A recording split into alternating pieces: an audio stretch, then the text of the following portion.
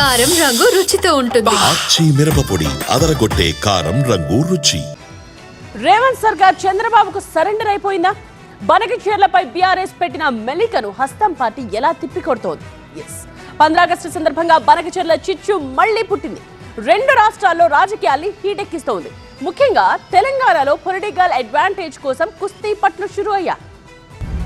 ఈ హక్కును కాలరాస్తున్నది తెలంగాణ ప్రభుత్వం కంటే కూడా భారత ప్రభుత్వం కదా, బీజేపీ ప్రభుత్వం కదా.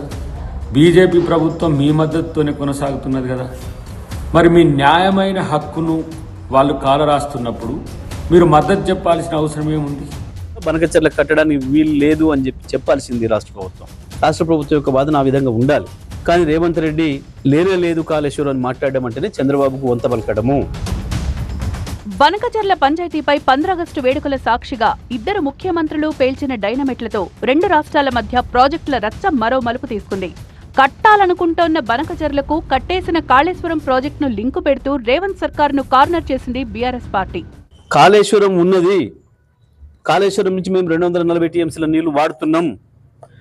అందుకే గోదావరిలో చుక్క నీళ్లు కూడా లేవు. ఎట్టి పరిస్థితుల్లో కూడా బనకచర్ల కట్టడానికి వీలు లేదు అని చెప్పాల్సింది రాష్ట్ర ప్రభుత్వం. రాష్ట్ర ప్రభుత్వం యొక్క వాదన ఆ విధంగా ఉండాలి.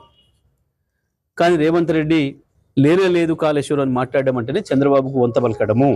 బనకచర్లపై చంద్రబాబు రేవంత్ పరస్పర అవగాహనతో ముందుకు వెళ్తున్నారని, బనకచర్ల కోసమే కాళేశ్వరాన్ని నిర్లక్ష్యం చేస్తున్నారని కొత్త రాగం అందుకుంది కారు పార్టీ.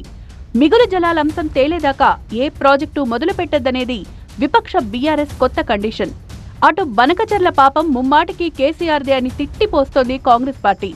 నాటి ముఖ్యమంత్రి కేసీఆర్, ఇరిగేషన్ మంత్రి హరీష్ రావు ఉదాసీనత వల్లే ఏపీలో బనకచర్ల ఆలోచనకు పునాది పడిందంటోంది కాంగ్రెస్ పార్టీ. తాము అధికారంలో ఉన్నాం కనుకే బనకచర్ల ఆగిందని కాంగ్రెస్ చెప్పుకుంటోంది.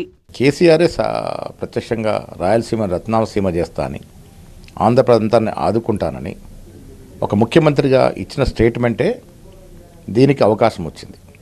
తెలంగాణ ముఖ్యమంత్రిగా ఉండి మన హక్కుని, మనకు రావాల్సిన నీటి వాటాన్ని తాకట్టు పెట్టే ప్రయత్నం చేయడం వల్లే ఇలా బనకచర్ల లాంటి టనల్స్ ప్రాజెక్టులు నిర్మాణానికి సిద్ధమవుతూ ఉన్నాయి.